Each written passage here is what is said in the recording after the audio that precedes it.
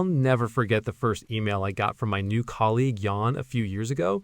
It just said, Alex, I need the sales report by 3 p.m. Send it. Oh, wow. No hello and no please, just an order. Exactly. My first thought was, who is this guy? I felt instantly defensive.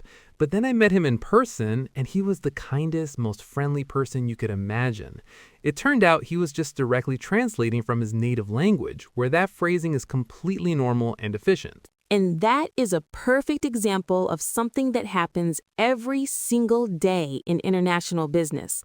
You have the skills, you have the knowledge, but tiny language habits can make you sound rude or demanding in English without you ever intending it.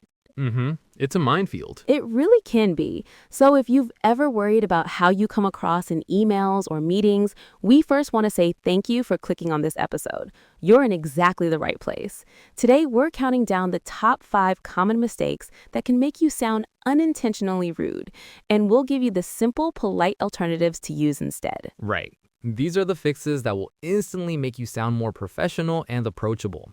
And you'll want to stay with us until the end because we're saving the most powerful sentence of all for last. And trust me, once you hear it, you'll use it every single week. It's a game changer. Okay, Alex, let's dive in. What's mistake number 1? Mistake number 1 is using direct commands. This is exactly what my colleague Jan did. Phrases like, finish the presentation, call the client, or give me the update. In English, this can feel very aggressive, like you're ordering someone around. Right. It lacks softness. So how do we fix it? The key is to turn your command into a question or a polite suggestion. Instead of send me the report, you could say, could you please send me the report? Or would you mind sending me the report? That small change makes all the difference. Let's demonstrate this with a quick role play. Okay. Okay, Chloe, you be the project manager. I'm your team member. First, let's do the rude version. Ready. Okay, Alex, find the latest figures for the quarterly review.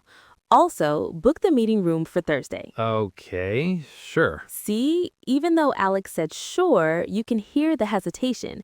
It feels like I'm his boss, not his collaborator. Now, let's try the polite version. Ready. Hi, Alex. I was wondering if you could help me with something. Could you possibly find the latest figures for the quarterly review? And when you have a moment, would you mind booking the meeting room for Thursday? Of course, Chloe. I'll get right on that and send you a confirmation for the room. The entire difference is huge. In the second version, I used phrases like, I was wondering if you could help me. Could you possibly? And would you mind? These are called softening phrases. They turn a command into a respectful request. And it makes the other person feel respected and happy to help, not just obligated. If this kind of practical breakdown is helpful, by the way, make sure you're subscribed so you don't miss our future episodes. Absolutely. Okay, on to mistake number 2.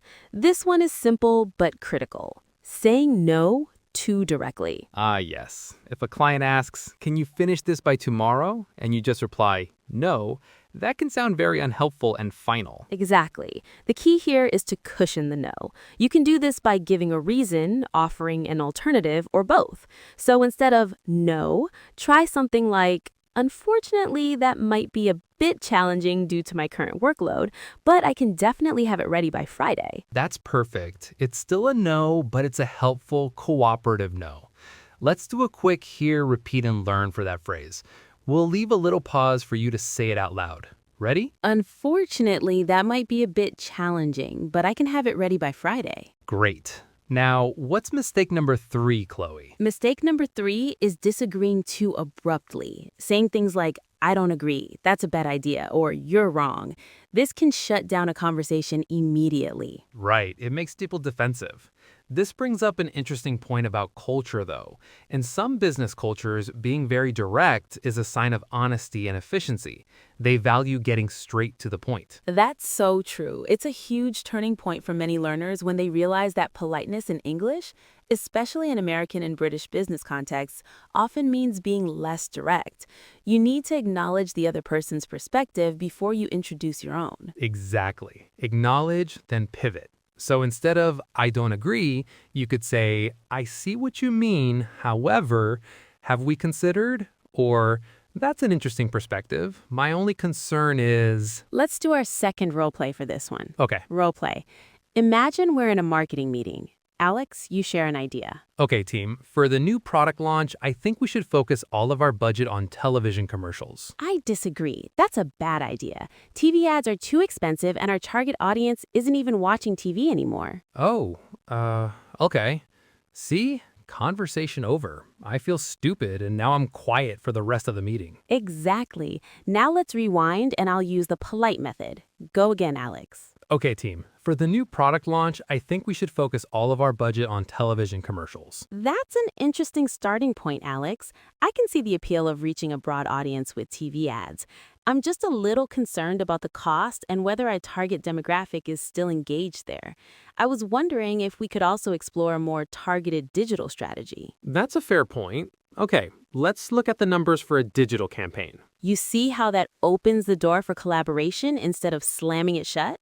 I validated his idea first, that's an interesting starting point, before gently introducing my concern. So effective. All right, we're on to mistake number 4. This is a quick but important one, using I want. Yes, I want a meeting with you, or I want the new file. In English, I want can sound a little childish or demanding. The fix is incredibly simple. Just replace I want with I would like, or its contraction, I'd like. It's such a small change, but I'd like to schedule a meeting sounds so much more professional than I want a meeting. We actually talk more about things like this in our episode on professional email writing, which you can find by exploring other episodes on our channel. A great one to check out next. Okay, that brings us to our final mistake before the big reveal. Mistake number 5 is being overly informal, especially in written communication. For example, starting an email to a new client with "Hey," or signing off with just your first initial. Right. The rule of thumb here is to mirror the other person's level of formality. If they write, "Dear Mr. Smith," you should reply with, "Dear their name." If they use "Hi Alex," you can use "Hi their name." Always start more formally and let the other person make it more casual if they want. A safe bet for a professional closing is always "kind regards" or "best regards," followed by your full name. Okay, so to quickly recap the 5 mistakes: using direct commands, saying no too bluntly, disagreeing abruptly, using I want, and being too informal. Fixing these will make a massive difference. A huge difference. And now for the moment you've been waiting for, the single most powerful sentence we promised you at the beginning. This is a phrase you can use when you disagree with a decision, when you don't understand something, or when you need to challenge an idea without creating conflict. Are you ready? The sentence is, "Could you help me understand?" It's brilliant. Could you help me understand the reasoning behind that decision? Or could you help me understand how you arrived at that number? It's so powerful because it's not an attack. It positions you as a curious collaborator. You're not saying you're wrong. You're saying I trust your logic, but I'm missing a piece of the puzzle. Please bring me into your way of thinking. It completely changes the dynamic of a difficult conversation. It invites explanation instead of demanding justification. Let's do one last hear, repeat, and learn. Could you help me understand? Try to use that sentence just once this week. I promise you'll be amazed at the response you get. We've covered so much today, and if you want to keep learning, we have something for you. Alex and I have put together a guide with even more essential British English. It's our 3 Essential British English Guide, and you can get it by clicking the link in the description box below. It's packed with useful language you can start using today. It's an amazing resource. Well, we hope you found this episode helpful. If you did, please consider subscribing if you haven't already. It really helps us create more content for you. And for our question of the day, we would love to hear from you in the comments. What's one phrase from your native language that doesn't translate politely into English? That's a great question. We can't wait to read your answers. Thank you so much for listening to Boost Your Business English. Bye for now.